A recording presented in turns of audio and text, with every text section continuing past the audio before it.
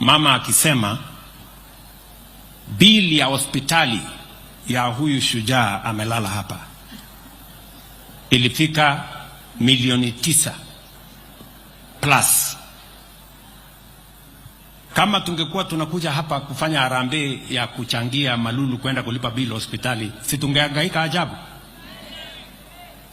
Lakini amelipiwa na bima ya afya. Na ndio mimi nataka niwaulize watu wa Kakamega, vile nawauliza Wakenya wengine. Hapa Kakamega watu wamejisajili ni 1580 kati ya watu 1,800,000 out of 1.8 million people in Kakamega County. Only 580 have registered. Bado kuna watu 1,000,000 na karibu 300,000 ambao hawajisajili. Na hawa ambao hawajisajili ndio wanaongea. Wanaongea. Sasa wewe mtu ya Kakamega, please na kuomba. Tunaelewana jameni? Mimi nataka kwanza Kakamega ipate kila mtu ajisajili. Kwa sababu mpango yetu ni kwamba vile Malulu amelipiwa bili ya hospitali ya milioni 9 na bima ya afya, pia na wewe mwananchi wa kawaida, pia na wewe tunataka ukiwa mgonjwa siku moja, pia bima ya afya ya serikali ikulipie vile tumelipia Malulu Injendi. That is where we must go. Hii makelele mnasikia kwa hii mitandao na nini ni watu ambao walikuwa wanaibia sisi siku ya NHIF. These are brokers.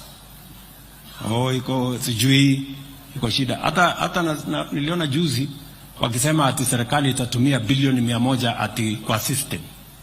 Wale wanaona sisi ni watu wazimu. Hakuna senti ya serikali itatumiwa kulipa system yeyote.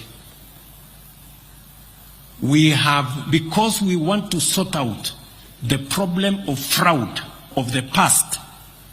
Pesa nyingi ambayo ilikuwa inakusanywa na NHIF iliibiwa na matapeli na wakora ambao walikuwa wanajifanya wako na mahospitali. Fake claims, fraudulent claims consumed almost 40% of the money that was being raised by NHIF. Na hiyo haiwezi kufanyika mimi nikiwa rais tena. It will not happen. Na ndio sababu nimefanya consortium kubwa. Tukasema we are going to have a consortium of technology companies that is going to make sure that there are no fraudulent claims in SHA. And they are going to make sure that that system will not be paid for by the government of Kenya. It will be a fee-for-service facility that will make sure that we protect citizens' contribution. The people who are complaining are the fellows who have been stealing from us. They don't want a technology system that works because they want to continue stealing from us. I want to tell them the stealing is over, my friends. Move on. Hakuna tena pesa ya umma itafujwa kwa mitandao. Hata mujaze makaseti, makaratasi na nini marangapi. Ati ndio mtulazimishe turudi nyuma kule kwa NHIF muendelee na kuiba. Hii haiwezekani. Sijui kama tunaelewana. Sikizeni. Hapa mko na dispensary inaitwa Malichi. Ama inaitwa nini? Hapa. SHA sasa itakuwa inalipa pesa direct inakuja hapa Malichi. Kwa sababu shida ya Malichi hapa ni kwamba unaenda huko hakuna dawa. Lakini going forward pesa ya SHA itakuwa inalipwa iende kwa county, hapana, itakuwa inakuja kwa hospitali ya kijiji hapa kwenu. Na kamati ya kusimamia hiyo kijiji hospitali yenu ni yenu hapa nyumbani. Tutawasaidia to make sure that kila mwananchi anaenda kwa dispensary hapa, anaenda kwa zahanati tunalipa pesa ya serikali kuhakikisha ya kwamba every citizen that is served in every facility, we are going to pay them. And we are not going to give free money as was being done under NHIF to hospitals without accountability. We are only going to pay for services rendered. And there will be no more guesswork.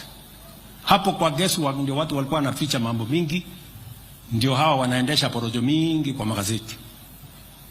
But we are firm, we are focused, because we want a country where health care is not the preserve of the rich and those who can afford or those who have jobs.